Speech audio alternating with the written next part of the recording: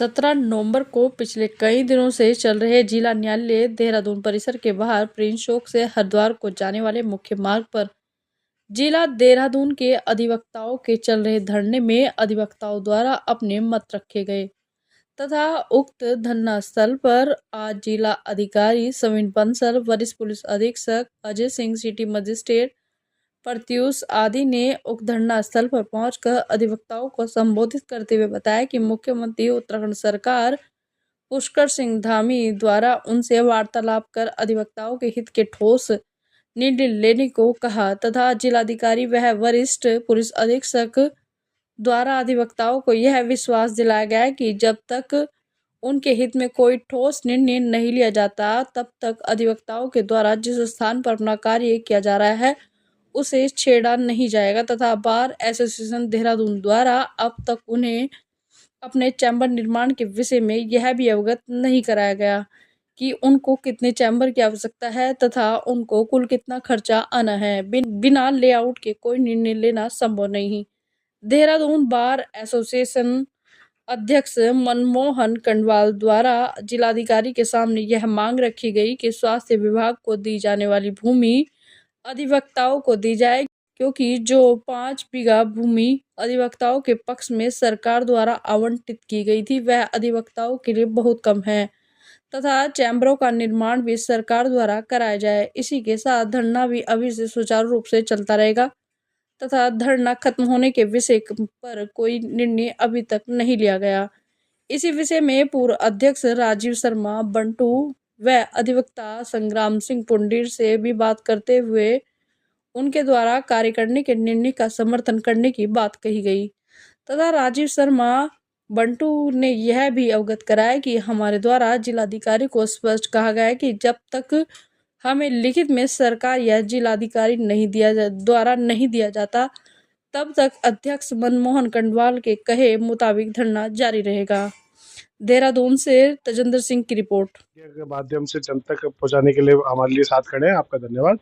पहले तो मैं आपको क्लियर कर दूं कि 8वां दिन है आज धरने पे हम 8वें दिन बैठे थे। आज डीएम महोदय और एसएसपी महोदय यहाँ पर हमारे बीच में आए, उन्होंने अपनी बात रखी, पर अभी उसमें बहुत सारी त्रुटियां हैं, उसको देखा जा रहा है कि किस तरह से उसको दूर करा जाएगी, क्योंकि उन्होंने आगे कह दिया कि आपका हम हाई लेवल तक आपका नक्शा पास करा देंगे, हम एमडीडी से पास, पर उसमें भी कई लेकुन है, क्योंकि हम उस उम्मत से ऊपर नहीं जा सकते जिस उम्मत को सुप्रीम कोर्ट की जिसमें रूलिंग है, आप कैसे उसको वायलेट कर देंगे। और बहुत सारी बातें ऐसी हैं कि बिना रोड मैप के वो आ गए और उन्होंने कहा कि ऐसे कर लो ऐसे कर लो। मुझे नहीं लगता कि इतना आसानी है कि इन चीज़ों को होना, इसके लिए बहुत रोड मैप तैयार करना पड़ेगा और उसके बाद ये आंदोलन समाप्त होगा। जैसे डीएम साहब का कहना ये था कि हमें कोई रोड आपके द्वारा कोई लेआउट दिया ही नहीं गया, तो उस विषय में कहते हैं कि दिया होता तो हम उस पर वर्क करते। लेआउट ये हमारी कार्यकारिणी, अभी पहले भी इसमें लेआउट दिया गया था, पहले भी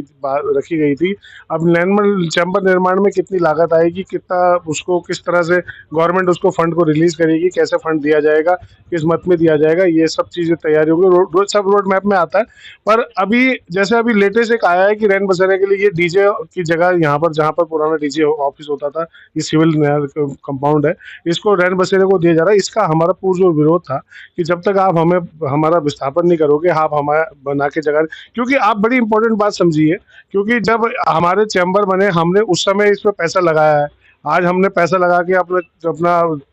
चैम्बर तैयार करा, उसमें पैसा लगाए, तो हमें बिना विस्थापन हम अब नए चैम्बरों के लिए पैसे क्यों दें? जब हमने पुराने चैम्बरों में अपना पैसे लगाए, जब आपने और लोगों को विस्थापन करा, तो सबकी दुकानें, जब दुकान हटाते हैं तो दुकानें बना के देते हैं। आज यहाँ पर देखिए कि जो हमारे कबाड़ी थे, जो 37 लोग थे, उनको आपने विस्थापन करा, बल्कि उन पे ना तिरपाल थी ना कुछ थी, तब भी आपने उनको विस्थापन किया। अब मैं यही बात आपसे कहना चाहता हूँ कि भैया आपके माध्यम से ये सरकार तक बात जाए कि जब तक अधिवक्ताओं का विस्थापन की कोई आप पूरी एक योजना लेके नहीं आएंगे, तब तक ये धरना खत्म नहीं होगा। जैसे कि डीएम साहब ने एक आश्वासन तो दिया है कि जब तक अधिवक्ताओं का सम्मान नहीं किया जाएगा, तो उनको कहीं दूसरी जगह विस्थापित नहीं किया जाएगा, तब तक लेकर उनको नहीं छेड़ा जाएगा। यही बात हमने जब डीएम साहब को कहा कि आप इसको लिखित में दीजिए, क्योंकि पहले भी जैसे हम 2013 की बताते हैं, तो जिला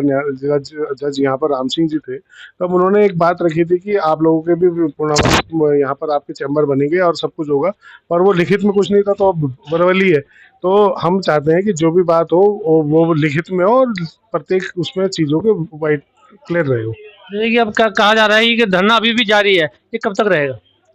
ये तो कार्यकारिणी डिसाइड करेगी कब तक धरना रहेगा। हम तो कार्यकर्ता है कार्यकारिणी के, और कार्यकारिणी के साथ कंधे से कंधा मिला के खड़े हैं। पर हम कार्यकारिणी को भी ये कहते हैं कि ये बड़ा